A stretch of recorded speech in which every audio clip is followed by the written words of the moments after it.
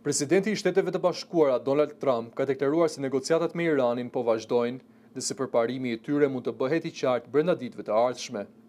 Duke folur para gazetarëve në aeroportin ndërkombëtar John F. Kennedy në New York, Trump tha se kontaktet diplomatike me Teheranin nuk janë ndërprerë pavarësisht tensioneve të vazhdueshme mes dy vendeve.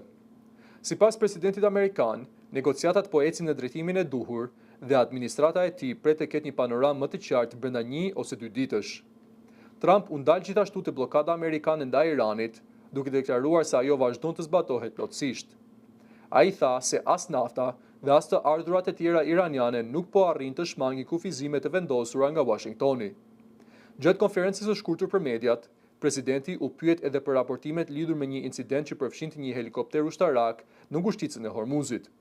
Trump siguroi se pilotët janë në gjendje të mirë shëndetësore dhe se nuk ka pasur të lënduar. Ai shtoi se një raport zyrtar mbi ngjarjen do të publikohet së shpejti. Deklaratat vinë në një moment kur konflikti mes Shteteve të Bashkuara dhe Iranit ka hyrë në muajin e katërt. Përplasja nisi pas sulmeve amerikano-izraelite ndaj objekteve bërthamore iraniane dhe ka shkaktuar tensione të mëdha në rajon.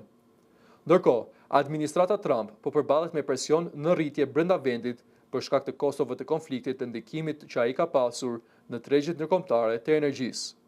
Për këtë arsye, çdo shenjë për parimin e negociata shihet si një zhvillim i rëndësishëm që mund të ndikojë jo vetëm në marrëdhëniet mes Washingtonit dhe Teheranit, por edhe në stabilitetin e gjithë lindjes së mesme.